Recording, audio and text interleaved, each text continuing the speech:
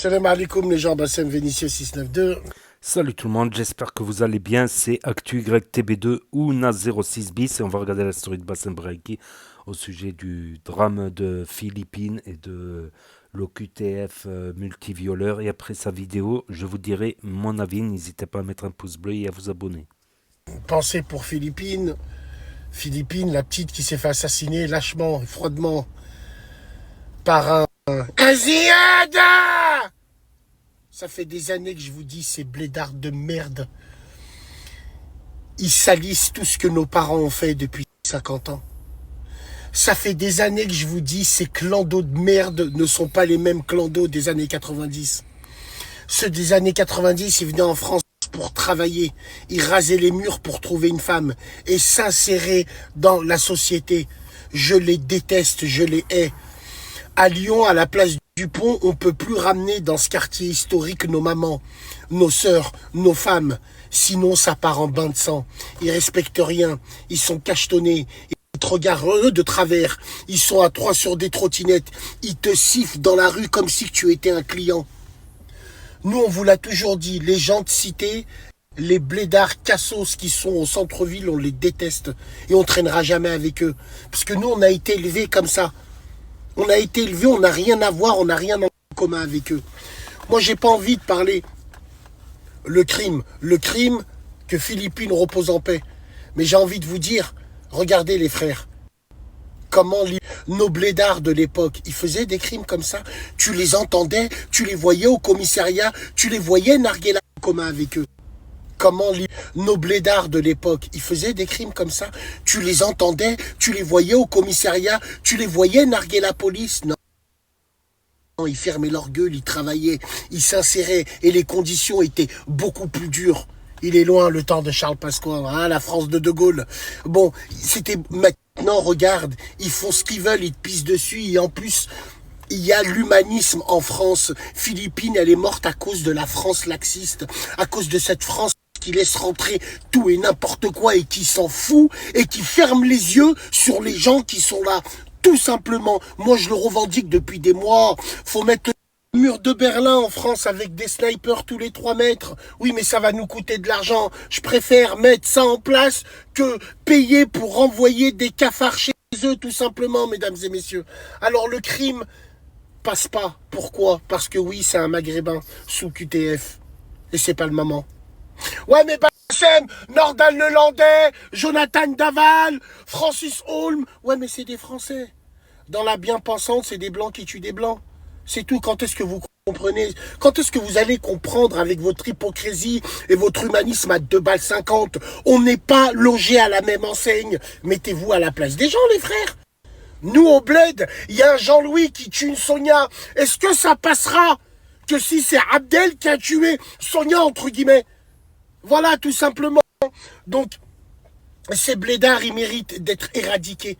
Moi, je les déteste du plus profond de mon âme, parce qu'ils mettent par terre tout ce que nos parents, ils ont fait. Nous, les Maghrébins en France, on est éduqués. Au Maghreb, on a des Maghrébins qui sont super bien éduqués. On a des étudiants qui viennent du Maghreb, qui travaillent, qui font pas de bruit.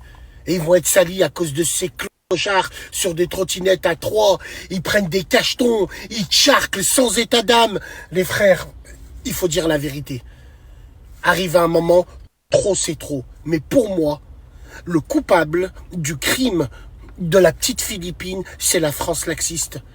C'est la France qui laisse tout passer. C'est la France avec son esprit humanitaire. On a branlé de l'humain. Oui, Bassem, il tombe en mer Méditerranée, il flotte. J'en ai rien à foutre. J'en ai rien à foutre. Chacun sa chance. Chacun sa chance. Chacun son destin. On va pleurer pour la misère des gens. Déjà que nous, on est dans la merde ici. Surtout nous, Maghrébins, regardez comme on est pointés du doigt. Non, trop c'est trop. Force à Philippines et à sa famille. Pour moi, le coupable est l'État français. Oh, oh, oh. Oh, oh. Bassem, on a l'impression que tu construis un accélérateur de particules à l'INSERM. L'INSERM. À Genève, là-bas? Mais non, les frères, la tête de ma mère, c'est pas de ma faute. On a commandé un bar, vous allez comprendre, et un bureau. Ça met 1 mois et demi à arriver. Wallah il azim, sinon on est prêt. Donc voilà, c'était la story de Bassem Braiki, voilà, au sujet de Philippines. D'abord que son âme repose en paix, et RIP pour Philippines. Voilà, et c'est un Marocain au QTF ayant une obligation de quitter le territoire français. Donc il y en a qui ont soulevé le problème du Maroc qui aurait refusé, mais d'après une autre source, ça aurait été une erreur administrative qui aurait reporté son extradition vers son pays d'origine. Il me semble aussi qu'à une époque, Macron était en froid avec le gouvernement marocain, en froid diplomatique, mais ça s'est arrangé. Ça s'est arrangé, il paraît que maintenant tout va bien. Donc ils ont accepté l'OQTF. Et donc j'ai entendu à la télé qu'il était logé gracieusement dans un hôtel et qu'en plus il part faire ça. Il part faire ça. Donc à un moment donné, je pense aussi que les violeurs, c'est une maladie aussi et qu'ils devraient avoir des soins en psychiatrie, je pense aussi. Mais des soins à vie, quoi. Je pense, parce que là, multirécidiviste en viol, quoi, quand même. Ah, au Maroc, il aurait pris encore plus cher. Parce que déjà, même au Maroc, les relations hors mariage sont interdites. Voilà, surtout s'il y a des preuves. En plus, s'il y a le viol et qu'il y a des traces d'ADN, c'est bon, quoi. Et au Maroc, il prend cher. Au Maroc, il aurait pris très cher, je pense. Je pense même qu'il sait qu'au Maroc, il prendrait tellement cher qu'au Maroc, il fait pas. Ici, il avait pris 7 ans, il en a fait 4, il est ressorti. C'est ça, 3 ou 4 et il est ressorti. C'est incroyable quand même, c'est incroyable. Après, je suis en partie d'accord avec Bassem, il nous salit. Il nous salit encore une fois. Je suis d'accord sur le principe que voilà, Mahmoud Moloud, il a tué Sonia. Voilà, c'est des trucs qui arrivent. Mais si c'est un Jean-Philippe Aubled qui tue une Sonia, là, ça va déchaîner les patients, comme ça a déchaîné les patients en France, ici. Voilà. Ça soulève la question des OQTF, des personnes illégales. Voilà, il ne rend même pas service à ses congénères qui sont en situation irrégulière. On ne peut plus dire situation illégale parce que la loi elle a changé. Voilà, après, il a soulevé une autre question, Bassem, le retour des contrôles en frontière. L'Allemagne l'a fait. Après, moi, je suis témoin, je suis déjà passé sur les douanes, ils sont souvent au poste péage. Que ça soit parce que moi j'ai habité des deux côtés, côté Espagne et côté Italie, côté Pertus et côté Ventimille. Donc à Ventimille, il y a toujours des douaniers, mais il n'y a pas de contrôle. Par contre, sur la nationale, ouais. Sur la nationale entre l'Italie et la France, j'ai vu des contrôles. Voilà, voiture par voiture. Ils nous disent au moins bonjour, ils nous disent au moins deux, trois mots, quoi. Ils regardent vite fait les cartes, vite fait les. Donc il y a des contrôles sur la nationale. Mais sur l'autoroute, non, c'est pas des contrôles systématiques. Parce que en général, le clandestin n'a pas de voiture et il va passer plutôt par la nationale. Ils vont passer plutôt, voilà. Donc c'est une autre question. Après, pour moi, il y a l'avant et l'après 2011. Avant 2011, il y avait quelques sans-papiers dans la ville où j'habitais avant. Après 2011, c'est une invasion, quoi. Ils sont en situation irrégulière, même, ils devraient même se faire discret, je pense. Je pense. Mais bon, dans le temps, en plus, il y a des. Voilà. À une époque, à une époque carrément, bah, on va dire, il y en avait au centre-ville, il y en avait 10, allez 20, 25. Tout le monde, au bout de quelques années, tout le monde les connaissait. Il y en avait 10, 20. Il y avait deux groupes, on va dire. Il y avait un groupe voilà. Un autre groupe, voilà, qui étaient un peu plus dispersés. Du coup, voilà, il n'y en avait pas beaucoup, on va dire. Après le printemps arabe, c'est une invasion, quoi. C'est une invasion qui est arrivée surtout de Tunisie, je sais pas de l'autre côté. À l'autre côté, j'étais pas revenu depuis très longtemps, mais avant 2011, même de l'autre côté, des deux côtés sud-est, sud-ouest, il n'y en avait pas tant que ça. Voilà, il y a même Il n'y en avait pas tant que ça. Donc, il y en a un carrément, ben, je m'arrête pour parler avec lui. Carrément, comme par hasard, il a fait une connerie avec son pote et je me fais pas embarquer avec eux. Je me fais. Wallah, j'avais rien à voir. J'ai laissé J'étais en couple. J'ai laissé ma femme à la maison.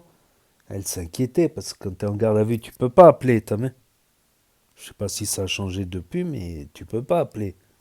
Donc, je me suis même embrouillé avec elle. Fallait qu'on retourne au commissariat, prouver que j'ai. Ouah, et le pire, c'est que même pas, ils ont même pas été dire, lui, il n'a rien à voir. Ils n'ont même pas, ils n'ont même pas eu la décence. C'est non, c'est pas moi, c'est pas moi, c'est pas moi. Ils pensaient que la faute, elle allait peut-être revenir sur moi et qu'ils allaient échapper. Et t'as vu, il y en a, c'est des pourritures. Il y en a, c'est des pourritures, il y en a. Comme il a dit, il y en a, c'est des cas. Il y en a qui sont bien. Il y en a même, je les connais depuis que je suis jeune. Je les vois tout le temps au travail, tout le temps au restaurant. Et je pense qu'il y en a d'autres aussi que tout le temps, les Français, ils hallucinent. Ils disent pourquoi ces gens-là, ils sont du matin au soir au café. Enfin bref, qu'est-ce que tu veux. Il y en a des bons. Il y en a comme un pote, il m'a sauvé la vie en mécanique. Je galérais. Voilà, il est mécanicien en garage et le week-end, des fois, il fait au black. Il est avec sa femme, son enfant, tranquille, super gentil, jamais d'histoire. Et t'en as d'autres qui cassent les bonbons, quoi. Il y en a d'autres comme petit embrouille qu'il y avait à plusieurs contraintes, ça a fait les malins. Après, quand l'équipe du gars sont arrivés, ça demandait pitié, laissez-nous tranquille, laissez-nous, laissez-nous. À un moment donné, après, comme j'ai dit, il y a des cons et des bons partout. Il y en a qui cassent pas les couilles, qui font leur vie, qui sont sympas même, qui rigolent et tout, qui font rire. T'en as d'autres, laisse tomber. Elle est où l'époque de Zidane? On avait une super bonne image, Zidane, Samina Siri au cinéma, Jamel Debbouze en humour, Canal+. C'était tous les Maghrébins de partout. Tout le monde voulait avoir son Maghrébin de service, quoi, on va dire. Je trouve, on avait une bonne image, on avait plus de portes ouvertes. Je trouve qu'aujourd'hui, on a plus de portes fermées, voilà, avec tout ce qui s'est passé entre le terrorisme, tout ça, voilà. Sur les routes nationales, à la frontière, des fois, il y a des contrôles. Moi, j'ai vu des fois, il y a des contrôles. Sur l'autoroute, il y a des douaniers, mais ils ne contrôlent pas systématiquement chaque véhicule. Donc, peut-être... en tout cas, ils en parlent souvent à la télé, voilà. Donc, ce petit con, ce petit abruti là qui a violé, qui a tué, violé c'est déjà grave, mais tué en plus. Je crois qu'il est même embarrassant pour ses congénères. C'est incroyable. C'est incroyable. Mais que voulez-vous? Que voulez-vous?